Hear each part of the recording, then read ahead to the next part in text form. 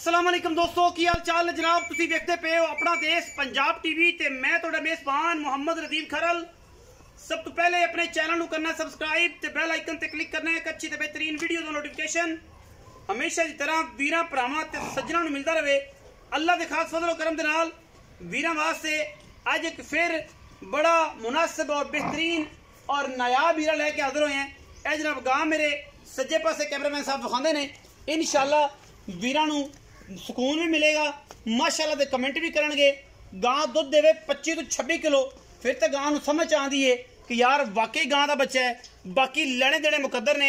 साहिवाल फ्रीजन का क्रॉस, बड़ा खूबसूरत कंबीनेशन, थब्बियां दे पंडां दे मैं गां नू जनाब हवाने ने।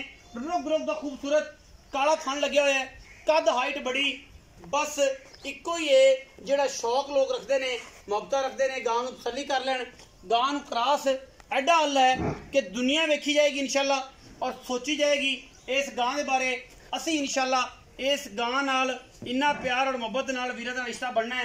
इंशाअल्लाह वीरां ने कसमां चक लैनियां ने कि यार गल ये है कि गां बहुत आला सी ते भाई नदीम गां सानू वेची नहीं। असी इंशाअल्लाह सारे वीरां दी मुहब्बतां दा भरपूर जवाब देंगे और इंशाअल्लाह हमेशा की तरह दिन्ने आ। और अल्लाह दे फजल करम नाल वीरां वास्ते जिहड़ी आ चीज़ जिहड़ी लैके आए हैं ये दुनिया का अनमोल हीरा है, गली बाती नहीं, कम करके है। और इंशाअल्लाह ये कोई दो राय नहीं किसी किस्म की अडर क्वालिटी, कद, हाइट, खूबसूरती ते नस्लां तुसी आप वेखणियां ने।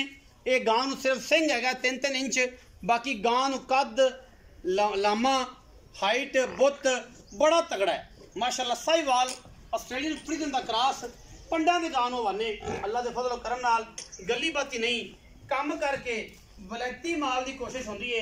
और वलैती माल हमेशा की तरह अपना देश पंजाब टीवी विखांदा है और इंशाअल्लाह वीरां नू शौक करवांदा है। अल्लाह के फजल नाल गां नू वेख लेना। असलीतां गां दियां कैमरे की निगाह दे विच फुट फुट पूरा निकली फिरदी है, अगे पिछे पूरा वाना।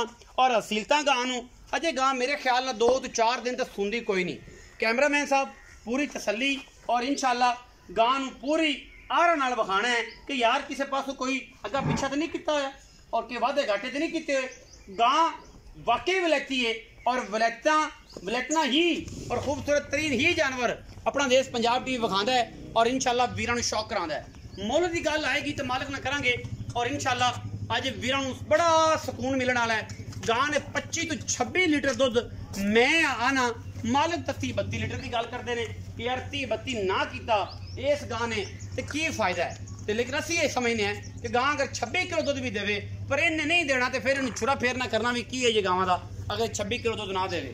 बाकी असी दुध की गारंटी की गल करांगे कि इंशाअल्लाह जिहड़ा वीर गां ले लवे साडे नाल बयाना कर लवे लाख रुपया, गां नू ठीक 10 दिनों बाद असी गां का 25 किलो दुध चुवा देंगे। जिंदा दिल करे अगर तुहाडे नसीब ने या तुहाडे वक्त ने रुपया लाख बयाना और जनाब ऐन डंके की छोड़ ते अल्लाह के फजल नाल इंशाअल्लाह वीरां नू पसंद आएगी।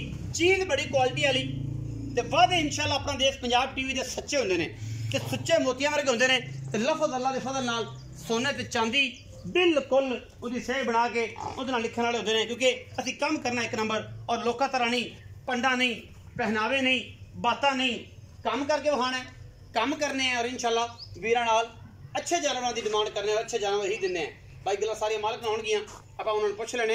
ये पुत्तर है ये इंशाअल्लाह जिन्हें पाली लग पता जाएगा कि यार वाकई कोई चीज़ आई सी, गली बाती नहीं। तो मजीद मालक नाल गल्लां करने जनाब तसल्ली तुसीं गां दी कराई रखो। मालक नाल भी गल्लां नाल होंदियां रहणगियां कि यार वाकई गां किते ठल्ली तो नहीं नीवी शिवी करके या कोई गल।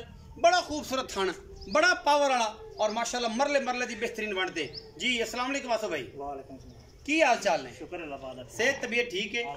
बड़े दिनों बाद आए हैं तो बड़ा सुथरा सुच्चा होके आए हैं। बस शुक्र अल्लाह पाक, चंगी से आई सदे तेरी मेहरबानी, तेरे अल्लाह बच्चा जीवन।